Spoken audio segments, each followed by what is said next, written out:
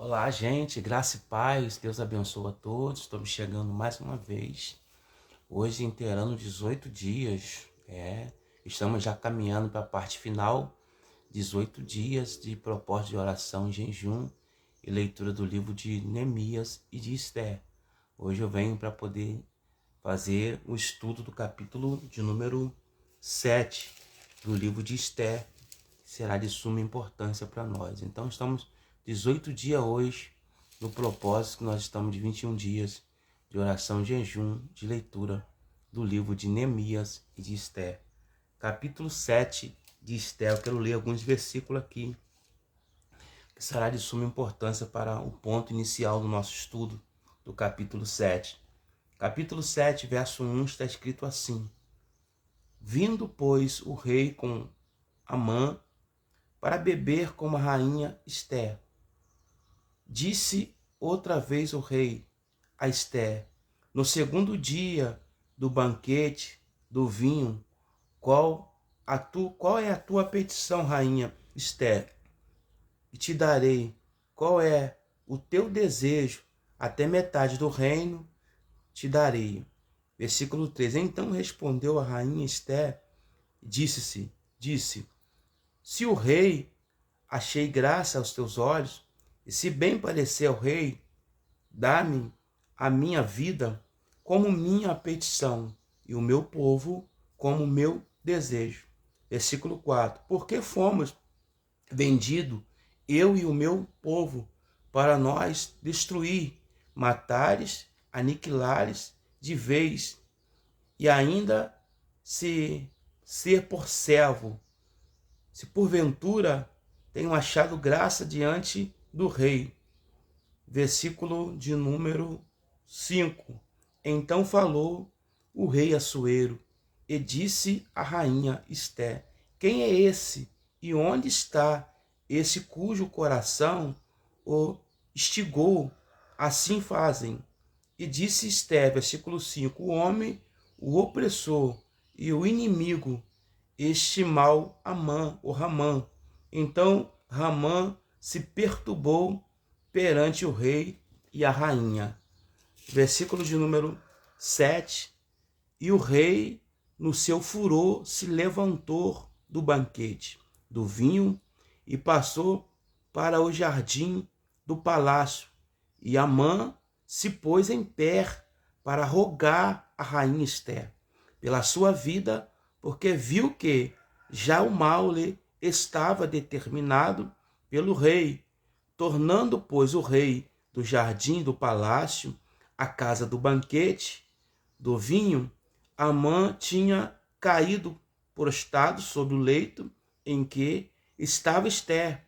Então disse o rei: Porventura, queres ele também forçar a rainha perante mim nesta casa? Saindo esta palavra da boca do rei, cobriu o rosto de Amã. Então disse Arbona, um dos camareiros que servia diante do rei: Eis que também a forca de 50 côvados de altura que Amã fizera para Mardoqueu, que falara em defesa do rei, está junto à casa de Amã. Então disse o rei: Enforca-o nela. E enforcaram, pois, Amã na forca que ele tinha preparado para Mardoqueu. Então o furor do rei se aplacou.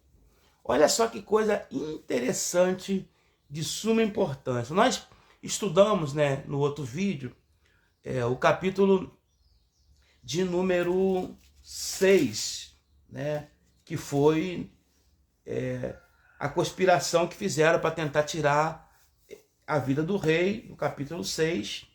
E nós vemos que no capítulo 6, o rei exalta Mardoqueu, onde Ramã sai andando com o cavalo do rei, dizendo, na rua, assim se fará o homem cujo o rei se agrada. E colocou Amã no cavalo do rei, colocou a coroa do rei na cabeça de Mardoqueu, o anel no dedo de Mardoqueu, e Amã teve que sair andando, puxando o cavalo na rua, dizendo, assim fará o homem cujo rei se agrada. Perceba que no capítulo de número 6, o próprio Amã já começa, se você for olhar com o lado espiritual, ele já começa a cair na frente de Mardoqueu, quando na realidade Amã queria exterminar Mardoqueu e todos os judeus. Tinha até assinado um decreto do rei.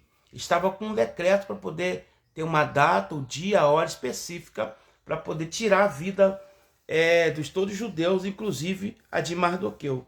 Então no capítulo 6 nós vemos que ele já começa a cair, Amã já começa a cair. Então no capítulo de número 7 é a continuidade do capítulo 5, porque na verdade o capítulo 5 começa o banquete, que Esther começa a dar o banquete.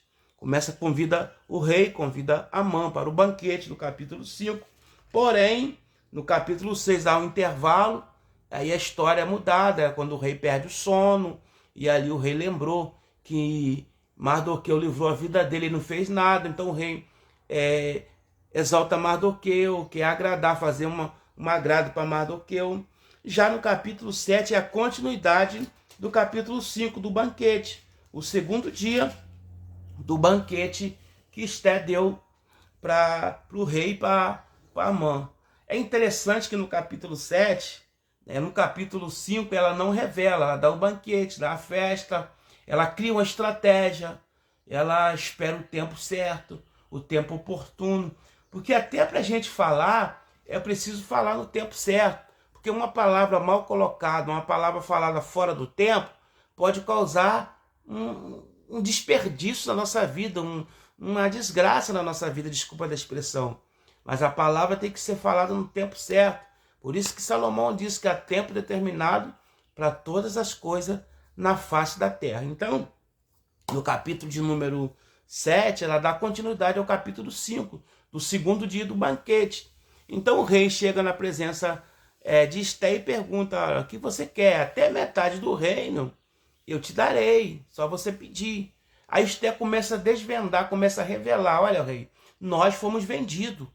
Todo o meu povo foi vendido. Até então, o rei não sabia que Esther era judia, não sabia de que nação era Esther, porque Esther ela carregava dentro dela a instrução do seu primo Mardoqueu, porque Mardoqueu falava para ela não revelar da onde ela era, quem era o povo dela. E no livro de Esther também não aparece a palavra Deus, mas nós vemos a ação de Deus por todo o livro. Então ela guardou consigo essa instrução que Mardoqueu deu para ela. Então nós vamos ver, querido, que no capítulo de número 7 ela revela: olha, alguém estão tentando tirar a nossa vida, massacrar o meu povo, nós fomos vendidos, saiu um edito, saiu um decreto. E aí o rei começou a despertar, o rei falou: quem é? Quem é a pessoa que está oprimindo vocês? Aí ela vai e revela: é Amã, a segunda pessoa do rei. O opressor, o inimigo dos judeus é Amã. E nesse exato momento o texto diz que o rei, o semblante do rei cai na hora. Ou seja, Amã, o Ramã, era homem de confiança do rei.